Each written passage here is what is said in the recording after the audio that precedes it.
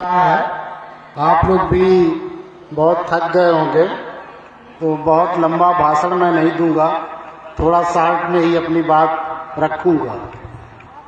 मैं सर्वप्रथम अम्बेडकर चेतना परिषद को धन्यवाद देता हूं कि उन्होंने आपके बीच आने का और दो शब्द शेयर करने का मौका दिया है। भाई जो विजय कुमार त्रिशरण जी हैं, वह सोशल मीडिया पे बहुत एक्टिव रहते हैं और मैं उनका आर्टिकल सोशल मीडिया पे पढ़ता रहता हूं। मैं वाम सेव संगठन का राष्ट्रीय महासचिव हूं, तो मैं उनका विचार पढ़ते हुए बहुत ही प्रभावित होता रहता हूं कि जो हमारा विचार है वही डॉक्टर त्रिशरण का विचार है, या जो डॉक्टर त्रिशरण का विचार है वही हमारा विचार है। इन विचारों से प्रभावित होने के कारण ही जब उनका आमंत्रण मिला तो मैं उसे तुरंत सहर्ष स्वीकार किया कि मैं जरूर गढ़वा की धरती पर जाऊंगा और आप लोगों के बीच में अपने विचार शेयर करूंगा। क्योंकि और ये विचार कोई मेरा नहीं है, यही विचार वाम सेव संगठन का है, यही विचार फूले, अम्बेडकर, बुद्ध, कबीर, पेरियार, बिरसा और रविदास का है। तो जो आज का विषय हम लोगों के लिए दिया गया है, विषय यह है डॉक्टर अम्बेडकर के संकल्प बौद्धमय भारत निर्माण करने के मायने। तो डॉक्टर अम्बेडकर ने अपना जो आंदोलन शुरू किया 1927 में बहिष्कृत हितकारिणी सभा के माध्यम से, उन्होंने सर्वप्रथम जो है महाड़ सत्याग्रह किया। सबसे पहले अपने डिप्रेस क्लास के लोगों को बुलाया और उनसे एक सवाल पूछा कि क्या तुम हिंदू हो, क्या तुम हिंदू हो? तो सब लोगों ने बोला हाँ हम हिंदू हैं। तो बाबा साहब ने कहा अगर तुम हिंदू हो तो तुम्हें वो सारे अधिकार हासिल हैं जो हिंदुओं को हासिल हैं। तो चलो मेरे साथ, अगर हिंदू हो तो इसका टेस्ट करते हैं।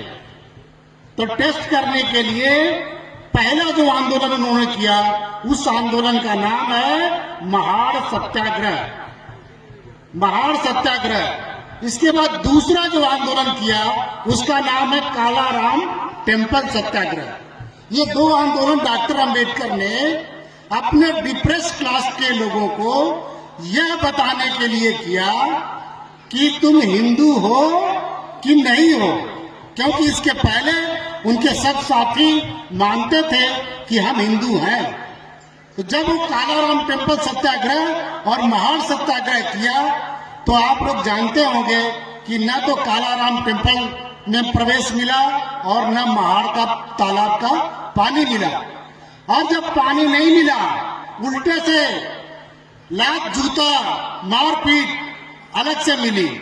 तो जब मारपीट खा करके आए तो फिर डॉक्टर अम्बेडकर ने पूछा कि क्यों भाई, अब बताओ कि तुम हिंदू हो कि नहीं हो? तो चूंकि ताजा ताजा मार खा के लोग आए थे और पानी भी नहीं पीने को मिला था और मंदिर में भी नहीं घुसने को मिला था, तब लोगों को होश आया कि नहीं, हम हिंदू नहीं हैं। डॉक्टर बाबा साहब अम्बेडकर ने यही चीज राउंड टेबल कॉन्फ्रेंस में जाकर के कहा अंग्रेजों के सामने कि जिस 1/5 आबादी को रिप्रेजेंट करने के लिए मैं खड़ा हुआ हूं, वो फ्रांस और इंग्लैंड की आबादी के बराबर है और उस आबादी को भारत में कोई अधिकार हासिल नहीं है। न तो उसे मंदिर में प्रवेश करने का अधिकार है और न ही जो है उसे सार्वजनिक स्थानों पे पानी पीने का अधिकार है। और तब जाकर के राउंड टेबल कॉन्फ्रेंस से आपको जो है रिजर्वेशन की सुविधा मिली। तो बाबा साहब डॉक्टर अम्बेडकर ने कहा कि जो भी अफर्मेटिव एक्शन मिला है, जो भी आपको रिजल्ट आज हासिल हुआ है, उस रिजल्ट, उस लड़ाई का जो केंद्र बिंदु था वो ये है कि untouchables are not part of Hindu, कि डिप्रेस क्लास के लोग, SC ST OBC के लोग हिंदू नहीं है। तो ये लाइन आपको पकड़ना पड़ेगा कि आप हिंदू नहीं हैं। हिंदू में जितना जाएंगे उतना लात जूता खाएंगे। तो इसलिए अगर आप समझदार हैं तो उधर जाना नहीं है तो किधर जाना है। तो बाबा साहब ने 1935 में, मैं आपको दिनांक भी बता देता हूं, 13 अक्टूबर 1935 को यवना में कॉन्फ्रेंस हुई और उसमें बाबा साहब अम्बेडकर ने यह घोषणा किया कि मैं हिंदू में पैदा हुआ, ये मेरे बस में की बात नहीं थी, लेकिन मैं एक हिंदू के रूप में अब मरूंगा नहीं। और 1936 में 31 मई 1936 को महार कॉन्फ्रेंस हुई और महार कॉन्फ्रेंस में उन्होंने घोषणा कर दिया कि अब हम हिंदू नहीं रहेंगे, हम धर्म परिवर्तन करेंगे। जो कौन सा धर्म परिवर्तन करेंगे ये उन्होंने नहीं बताया, लेकिन ये उन्होंने कह दिया कि हिंदू में अब हमारा कल्याण होने वाला नहीं है, हिंदू में हमारी समस्याओं का समाधान होने वाला नहीं है, तो हमें अब धर्म परिवर्तन करना पड़ेगा। जो लोग नहीं पढ़े हैं उन सब साथियों को डॉक्टर अंबेडकर का महार कॉन्फ्रेंस का 31 मई 1936 का भाषण जरूर पढ़ना चाहिए कि क्यों हम हिंदू नहीं रहें। ये उन्होंने काफी डिटेल में, इतना समय नहीं है कि मैं आपको बताऊं, लेकिन आप थोड़ा मेरा भाषण सुन लीजिए और थोड़ा जाके किताब में पढ़ लीजिए, तो आप ये भाषण जो है जरूर पढ़िएगा कि क्यों जो है हमें कन्वर्जन करना चाहिए। उसका उन्होंने कारण बताया कि उसका कारण स्पिरिचुअल भी है, उसका कारण जो है आर्थिक भी है, और उसका कारण सामाजिक भी है, और उसका कारण जो है हर तरह की जो स्ट्रेंथ है, आपको शक्ति अगर पाना है तो आपको धर्म परिवर्तित करना है। और ये 1936 में उन्होंने घोषणा की, महार कॉन्फ्रेंस में की, और बाबा साहब उसमें उन्होंने कहा कि इंडिविजुअल धर्म परिवर्तन नहीं करना है, व्यक्तिगत रूप से धर्म परिवर्तन नहीं करना है, बल्कि सामूहिक रूप से धर्म परिवर्तन करना है और ऑर्गेनाइज रूप से करना है, संगठित रूप से करना है। अगर इंडिविजुअल धर्म परिवर्तन कर लेता तो समस्या का समाधान नहीं होने वाला है। सामूहिक रूप से मास, अंग्रेजी में जो शब्द इस्तेमाल किया उन्होंने, मास कन्वर्जन होना चाहिए। मास जैसे पूरे गांव के गांव, इसीलिए उन्होंने महार कॉन्फ्रेंस बुलाई थी और महारों के सामने कहा था कि पूरे महारों को एक साथ जो है हिंदू धर्म छोड़ करके दूसरा धर्म ग्रहण कर लेना चाहिए। तो 1936 में उन्होंने ये नहीं बताया कि कौन सा धर्म ग्रहण करना चाहिए, लेकिन अपने भाषण के अंत में उन्होंने तथागत बुद्ध का अत्त दीपो भव बोल करके एक इशारा कर दिया कि हमें किस तरफ जाना है। और इसके बाद उन्होंने एक किताब लिखी, Who were untouchables and how they become untouchable। अछूत कौन थे और वो अछूत कैसे बने। इस किताब में उन्होंने सिद्ध किया कि अछूत और कोई नहीं है, ये पूर्व जमाने के बुद्धिस्ट लोग हैं। जिस तरह से आज हमारे मुसलमान भाइयों के साथ घृणा का व्यवहार हो रहा है और उनके साथ छुआछूत हो रही है, ठीक उसी तरह से जिस तरह उनके खिलाफ घृणा का माहौल बना हुआ, उसी तरह से कभी ब्राह्मण वर्ग के लोगों ने बुद्धिस्ट लोगों के खिलाफ जो है छुआछूत और घृणा का भाव पैदा कर दिया था। और इस कारण से जो आज अछूत लोग थे, जो शेड्यूल कास्ट और शेड्यूल ट्राइब के लोग हैं, वो और कोई नहीं है बल्कि पूर्व जमाने के बुद्धिस्ट लोग हैं। यह बात डॉक्टर अंबेडकर ने अछूत कौन और कैसे, जो पुस्तक उन्होंने 1945 में लिखी, उस पुस्तक में ये उन्होंने सिद्ध किया।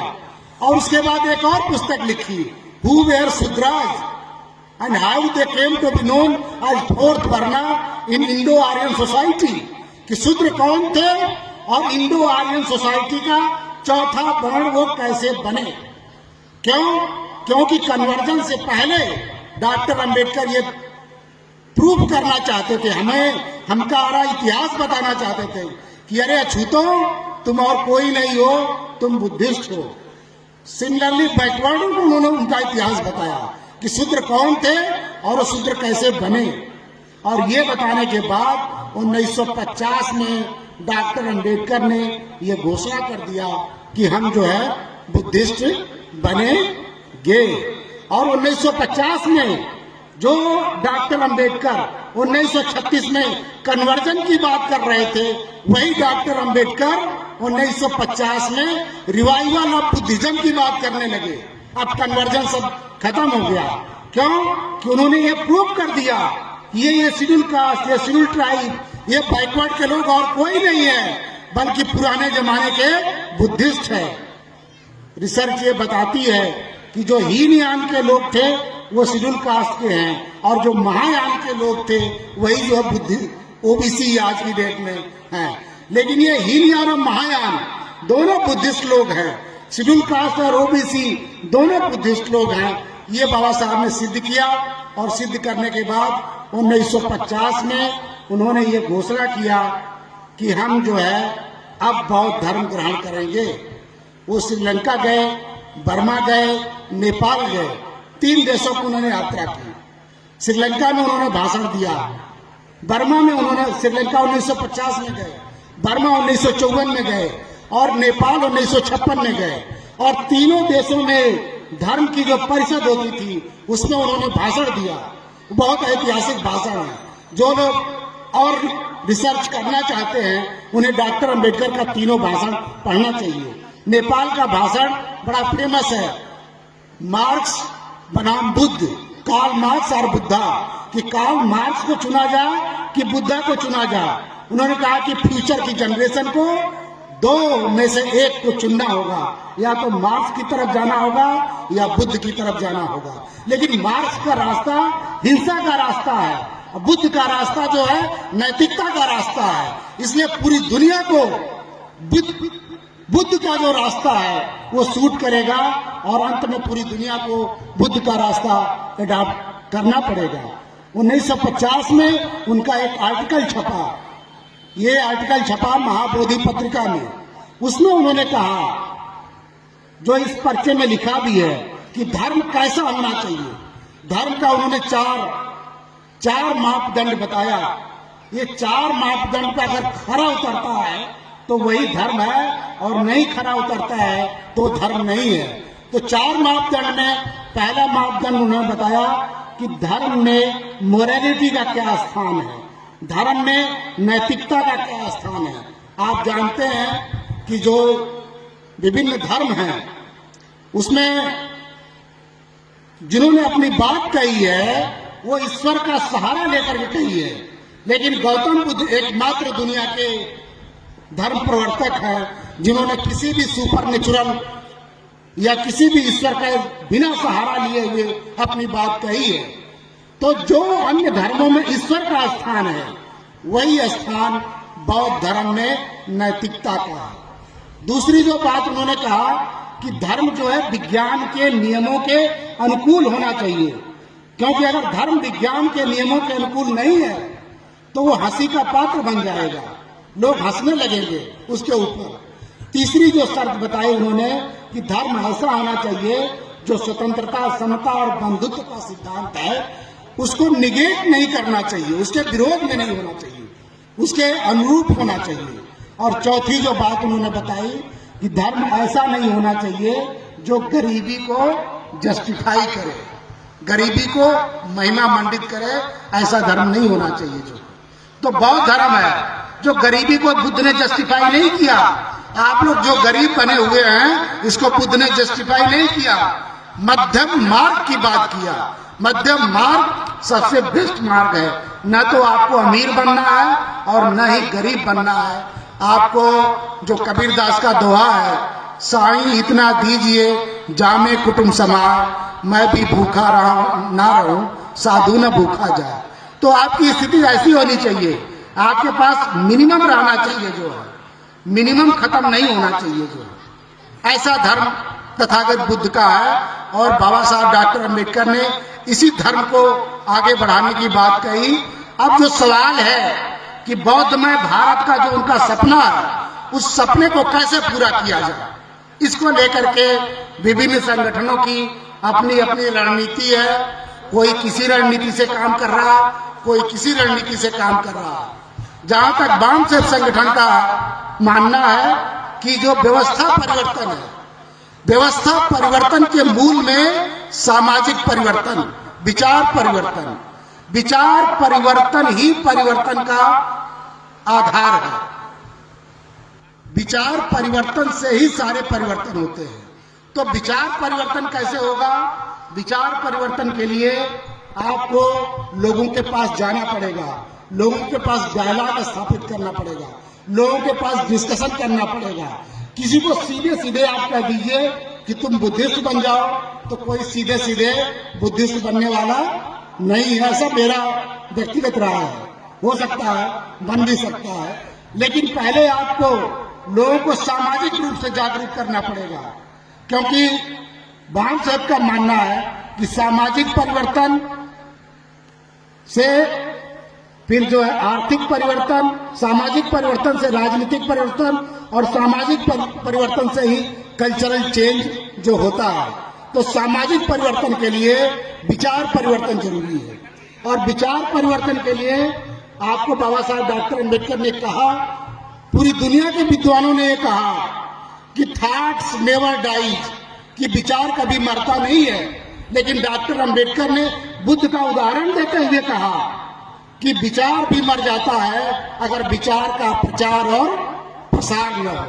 उन्होंने कहा जैसे पौधे को जिंदा रखने के लिए पानी की जरूरत पड़ती है, वैसे ही विचार को जिंदा रखने के लिए उसके प्रचार और प्रसार की जरूरत पड़ेगी। तो कौन है जो विचारों का प्रचार और प्रसार करेगा? ये आप हैं, जिन्होंने फूले अम्बेडकर आंदोलन से लाभ कमाया है, जिन्होंने फूले अम्बेडकर आंदोलन से फायदा उठाया है।